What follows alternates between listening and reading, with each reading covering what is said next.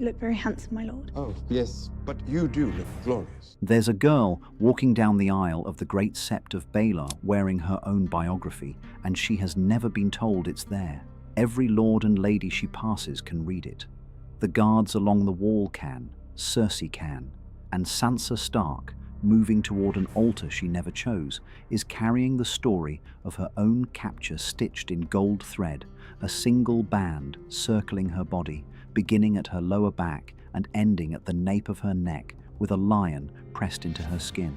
Now, this isn't fan theory. The costume designer Michele Clapton and the embroiderer Michele Carragher have both described exactly what they built into that dress, and it's one of the most deliberate pieces of visual storytelling the show ever attempted. Clapton wanted a single embroidered band that wraps around the body, not decoration, but a timeline. It has a beginning, a middle, and an end, and you read it by walking around her. I mean, start where the story starts, her lower back. Down at the base of her spine, a Tully fish and a Stark direwolf are entwined together. Her mother and her father wrapped around each other. That's Sansa's origin. Catelyn and Ned, River Run and Winterfell, the two houses that made her. It's the only part of the dress where she still belongs to herself. And that matters, because Clapton had spent 2 full seasons teaching the audience how to read Sansa without anyone noticing they were being taught. In the early episodes, she wears pale blue, the color of home, of the North, of a girl who still expects the songs to be true. She keeps wearing it deep into her captivity in King's Landing, long after it stops being appropriate, because it's the last thing she has. Then Ned is executed, and Joffrey summons her to be questioned, and Clapton puts her in a loose grey gown with sleeves so long her hands vanish inside them. Clapton has said that was deliberate. After her father was branded a traitor, Sansa wanted to disappear. The clothes were doing the wanting. So follow it around her body and watch what happens, because this is the first dress Sansa wears that isn't about what she wants at all. As the band curves toward her side, the Lannister lion appears, tangled up with the direwolf, wrestling it. And then the lion comes out on top. The wolf is still there, still visible, but it's underneath now. That's the whole of Sansa's arc across 3 seasons compressed into a few inches of thread.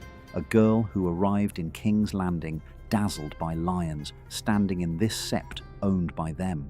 Look, then there's the detail almost nobody catches, and it's the cruelest one. Moving up the center of the design, there's a lion climbing upward wearing something that looks like a Baratheon crown. That's Joffrey, not the Lannisters in general.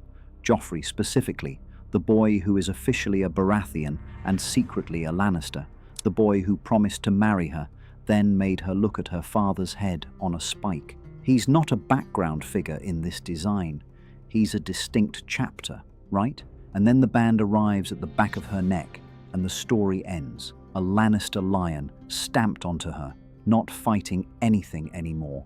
Nothing left to fight, just a mark set at the highest point the band reaches, the way you'd brand livestock or seal a letter. The thing is, look at where that story begins and where it ends. It opens at her lower back and closes behind her neck. The middle of it, the wrestling, the lion winning, curves round to her side, close enough that she might catch a glimpse of it in a mirror. But the 2 things that matter most are both behind her, where she came from and what she has become. She can see the struggle. She cannot see how it started or how it ends. And nobody told her the dress says anything at all, so she has no reason to go looking. Everyone standing behind her at that wedding is reading a document about her that she doesn't know exists. That's not costume design. That's her entire situation in King's Landing, expressed in thread. Well, there's another layer woven through the whole thing that makes it worse. Scattered across the design are pomegranates, ripe, red, and deliberate. Carragher has said the red stands for the growing Lannister influence over Sansa. But look at what a pomegranate actually is and why you'd put one on a wedding dress. It's a fruit stuffed with seeds. It's one of the oldest fertility symbols there is. And Sansa's entire value to the Lannisters, the only reason this wedding is happening, is her womb. A Stark heir with a Lannister father gives Tywin the North without a siege. One way or another, you will get that girl pregnant. In the very same episode, Tywin instructs Tyrion to get her pregnant as quickly as possible. The dress is advertising the transaction while the transaction is being made. Actually, the design carries a piece of fiction inside it that's worth sitting with. Clapton and Carragher built the dress on the assumption that Cersei commissioned it. That's the story behind the story. This gown was ordered by the woman who hates her, so the embroidery isn't romantic, isn't girlish, isn't flowers. It's a message, and once you accept that premise, every choice reads differently. Cersei didn't just arrange this marriage. She wrote a summary of Sansa's defeat and had it sewn onto the clothes Sansa would wear while she was defeated.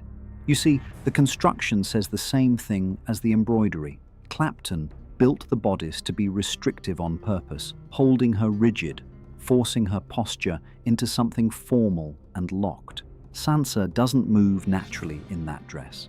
She can't. And when you watch the ceremony knowing that, her stiffness stops reading as nerves and starts reading as design. She's wearing a cage that was measured to fit her. Basically, everything the dress says quietly, the ceremony then says out loud. Joffrey escorts Sansa down the aisle. Joffrey, standing in for her father at a wedding her father would never have permitted, because Joffrey is the reason her father is dead. Then they reach the altar, and the cloaking begins, and Joffrey pulls the stool away. And yet, understand what he's actually interrupting. The cloaking is the heart of a Westerosi wedding. The bride's father removes her maiden cloak, and her husband replaces it with his own house colors. The ritual transfer of protection from one family to another. It is the exact moment a woman stops being a Stark and becomes a Lannister, and Joffrey turns it into a sight gag. Tyrion can't reach her shoulders. The congregation starts to snicker. It takes a look from Tywin to shut them up. Again, watch what has to happen for the ceremony to continue. Tyrion asks Sansa to kneel, and she does. She bends her body downward in front of the entire court, so a man she didn't choose can drape his family's colors over the family story stitched into her dress. In the books, she refuses. She just stands there and lets the moment die. The show has her comply, and that changes everything about the scene. This Sansa has learned that surviving means bending. The dress already declared that the Lannisters own her. The ceremony makes her physically lower herself to accept it, and the cloak that lands on her shoulders carries a Lannister lion of its own, stitched onto the sleeve. So the last act of the ritual is laying another lion on top of the lions already circling her. Two layers of the same message, one hidden underneath the other. It gets worse at the reception. Maybe I'll pay you a visit tonight after my uncle passes out. Joffrey leans in and tells her he might visit her chambers that night once Tyrion has drunk himself unconscious, and that his guards will hold her down. Then he calls for the bedding ceremony, the tradition where the guests carry the couple off to bed, pulling their clothes away as they go, which means the dress that spent the whole ceremony declaring her ownership was moments from being torn off her body by a laughing crowd as entertainment at her own wedding. It doesn't happen only because Tyrion drives a knife into the table and threatens the king in front of the entire hall, and Tywin has to step in and defuse it. You know, the episode does one more thing that most people don't connect. Finally, one day, he rebelled against my father. You know where House Rain is now. Gone. Earlier that same hour, Cersei corners Marjorie and tells her the story behind the Rains of Castamere, how House Rain rose against the Lannisters and was erased, every last one of them. She delivers it as a warning. And the very next episode is the Red Wedding, where that song plays as the Freys and Boltons slaughter Sansa's mother and brother.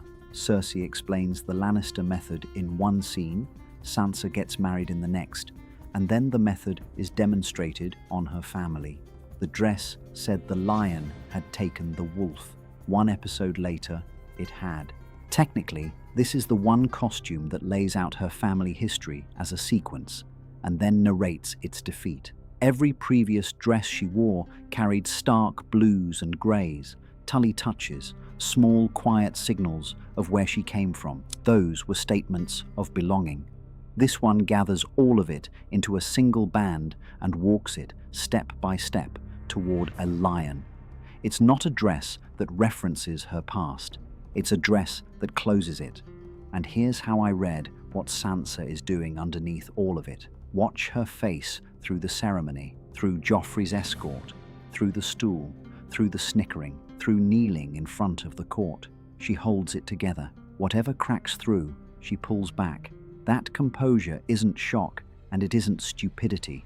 It's the only thing she has left that nobody can take off her. They control the dress, the ceremony, the husband, the room, the story circling her body. They do not control her face. Sansa figured out somewhere between her father's execution and this altar that the last territory a prisoner holds is her own expression, and she defends it for the entire scene. Half that hall is waiting for her to break. She doesn't give them a single inch. And maybe that's the lesson buried in that gown, not for prisoners or princesses, but for anyone who has ever had a story told about them that they didn't get to write. We've all been in a room where everyone seems to know something about us that we can't quite see, where the version of you being discussed is one you'd never recognize. Sansa's dress is that experience made literal, a narrative about her, composed by someone who despises her, worn on her own body, legible to everyone but her. The cruelty isn't that the story is wrong, it's that the story is accurate, and she still doesn't get to hold the pen. So, the next time you watch Sansa Stark walk into the Great Sept of Baelor, chin up, back straight, face composed, doing the only thing left to her, which is refusing to look frightened, don't watch her face. Watch the band as she passes. That's where the truth is. A fish and a wolf tangled together at the base of her spine, a lion climbing over both of them, a crowned lion at the center, and a lion stamped into the back of her neck like a seal on a letter. She is carrying the whole thing up the aisle, and nobody ever told her what it says. And hey, if you're still here, you're my kind of person. Thanks for sticking with me to the end. I'd really appreciate it if you leave a comment, give a like, and click to subscribe. It's the little push that actually gets this channel in front of new people, and honestly, it makes my day. If you want to support me directly, you can join the channel by clicking the join button. I can't wait to see you in the next one.